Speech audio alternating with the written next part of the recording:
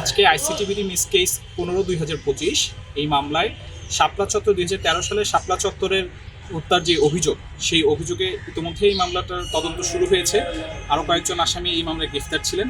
এই মামলায় নতুন করে 3জনকে গ্রেফতার দেখানোর জন্য আজকে দিন ধার্য করেছিলেন। তার মধ্যে একজন হচ্ছেন ডক্টর দীপুমণি, সাংবাদিক ফারজানা রূপা এবং আরেকজন সাংবাদিক মোজাম্মেল বাবু।